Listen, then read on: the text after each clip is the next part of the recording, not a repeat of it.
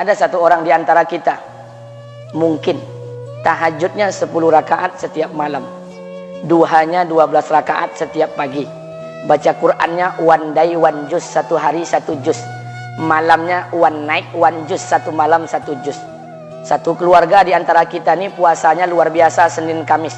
Satu keluarga berpuasa Senin Kamis. Tak cukup puasa Senin Kamis, dia puasa Nabi Daud. Sehari puasa, sehari tidak, sehari puasa, sehari tidak. Tak cukup dia puasa Nabi Daud, dia puasa-puasa sunnah lainnya. Istrinya nutup aurat dengan sempurna, pakai nikob, pakai cadar, pakai purda, pakai manset, pakai kos kaki. Suaminya 5 waktu ke masjid tak tertinggal takbiratul ula. Anak-anaknya di pondok pesantren hafiz dan hafizah. Tiap pagi berinfak, tak pernah menggunjing orang. Quran terjaga, aurat terjaga, tahajud terjaga, 5 waktu terjaga, duha terjaga, Quran terjaga, puasa terjaga. Sempurna satu keluarga nih, amalnya. Tapi sudah 8 tahun dia tak tengok ayah ibunya. Sudah bertahun-tahun dia tak nyapa kedua orang tuanya. Sudah bertahun-tahun dia tak berhubungan baik dengan ayah ibunya. Sudah berminggu-minggu dia berkelahi dengan ayah ibunya. Sudah berhari-hari dia bermusuhan dengan kedua orang tuanya. Maka anak seperti ini, seluruh amal yang mereka kerjakan tertolak di sisi Allah Subhanahu wa taala, tidak akan diterima Allah. Sebaliknya, kalau ada di antara kita hari ini yang pandai melayani ayah ibunya, tidak ada uang ayah ibu dia kasih uang, tak ada rumah ayah ibu dia buatkan rumah, sakit ayah ibu dia bawa ke rumah sakit, dirawat ayah ibunya dia jaga, kotoran ayah ibunya dia bersihkan pakai tangannya sendiri. Ada di antara kita hari ini yang membersihkan kotoran ayah ibunya lebih dia nikmati daripada makanan yang ia sukai.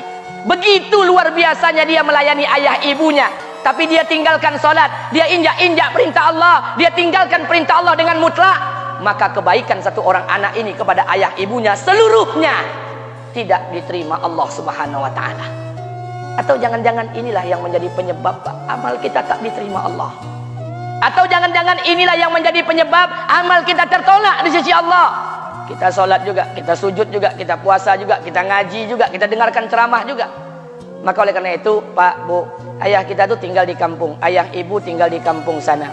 Terkadang ayah ibu kita tak sekolah, SD, SMP, SMA tak tamat. Dia sekolahkan kita SD, SMP, SMA, S1, S2, S3 dengan harapan hidup kita lebih baik daripada keadaan dia sekarang. Tapi apa yang membuat kita jarang untuk menjenguk mereka? Saya ingin sampaikan buat kita bersama. Ayah ibu kita tak tahu kita ni eselon 1, eselon 2, Pak. Ayah ibu kita tak tahu pangkat PNS kita 3A, 3B, 3C, 3D, 4A, 4B, 4C, 4D. Ayah ibu kita tak tahu kita ni public figure. Ayah ibu kita tak tahu dan tak mau tahu. Yang dia tahu kita ni anaknya. Ayah ibu kita tak tahu kita punya sawit berapa. Ayah ibu kita tak butuh mobil kita. Dia tak butuh rumah kita. Tapi yang dia butuhkan kita. Apa yang membuat kita jarang untuk menjenguk mereka? Tahun 2016 di Masjid Damai Langgeng, saya diundang ceramah di sana. Habis pulang ceramah, saya baca WA SMS. Ada seorang ustadz Pekanbaru kirimkan WA dengan saya. Saya baca 2 kali, air mata saya menetes. Kenapa? Karena WA itu berisi cerita satu orang ibu sedang menelpon anaknya. Ibunya nelpon anaknya. Assalamualaikum nak. Waalaikumsalam, kata anaknya. Kata ibunya, nak, sudah 1 bulan kau tak tengok ibu. Apa yang membuat engkau berhalangan, nak? Apakah kau sibuk dengan pekerjaanmu? Minggu yang kedua ibunya telepon lagi. Assalamualaikum nak, kata anaknya. Waalaikumsalam. Kata ibunya, nak, ibu dapat kabar apa engkau baru beli mobil baru. Apa betul nak? Kata anaknya, betul bu. Kata ibunya, alhamdulillah nak, ibu bangga kau pandai menyenangkan hati anak istrimu. Minggu yang ketiga ibunya telepon lagi. Assalamualaikum nak, kata anaknya. Waalaikumsalam. Kata ibunya, nak, ibu dapat kabar bahwa engkau baru beli rumah baru. Apa betul nak?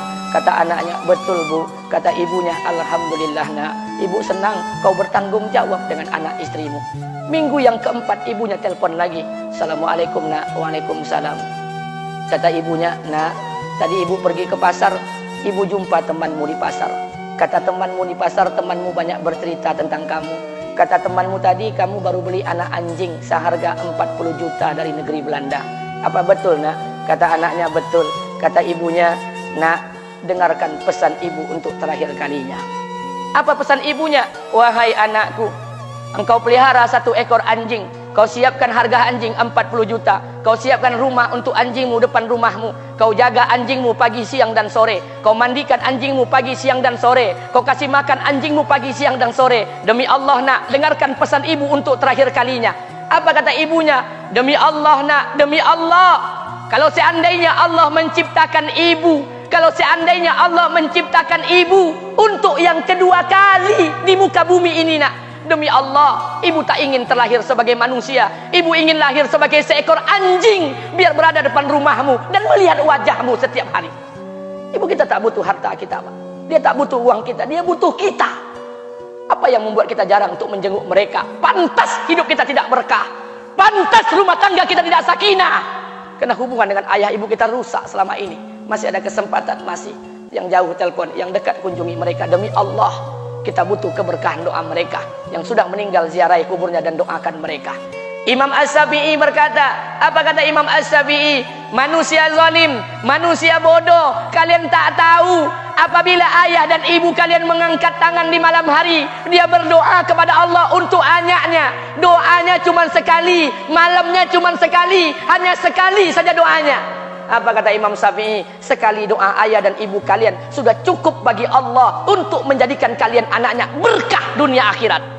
Hari ini berapa banyak doa ayah dan ibu kita, tapi tidak ada keberkahan buat anak mereka. Kenapa? Hati mereka tersakiti. Maka pulang, Pak, cari mak bapak kita.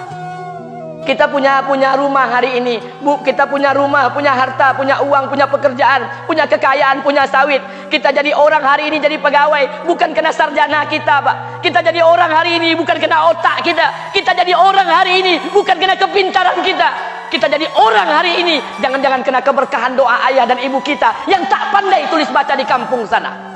Cari mak bapak kita, Pak. Demi Allah, kita butuh keberkahan doa mereka. Apa guna di kehidupan dunia sementara Allah tidak ridho dengan kehidupan kita? Pantas amal kita tertolak di sisi Allah. Maka pulang ke rumah, cari mak dan bapak kita yang masih hidup, duduk bersama mereka. Kalau seandainya kita tak bisa membahagiakan mereka, jangan pernah menyusahkan mereka. Kalau seandainya kita tak bisa membuat mereka tertawa, jangan pernah membuat mereka menangis. Demi Allah, kita hanya punya satu ayah kandung, kita hanya punya satu ibu kandung. Tidak akan ada ayah kandung yang kedua, tidak akan ada ibu kandung yang kedua. Harta kita cuma satu, ayah kita cuma satu, ibu kita cuma satu. Tidak akan ada ayah kandung yang kedua, tidak akan ada ibu kandung yang kedua. Pangkat jabatan bisa dicari, harta bisa diraih, kesempatan membahagiakan ayah dan ibu kita hanya sekali di kehidupan dunia ini, Pak. Pulanglah. Ketika mereka memanggil, tinggalkan istri, tinggalkan pekerjaan, tinggalkan semua proyek kita. Demi Allah, datangi mereka. Kata Nabi, sesaat kalian duduk bersama ayah dan ibu kalian akan mendatangkan keberkahan. Kenapa kalian tidak duduk bersama mereka? Jangan-jangan inilah yang menjadi penyebab amal-amal kita tertolak di sisi Allah.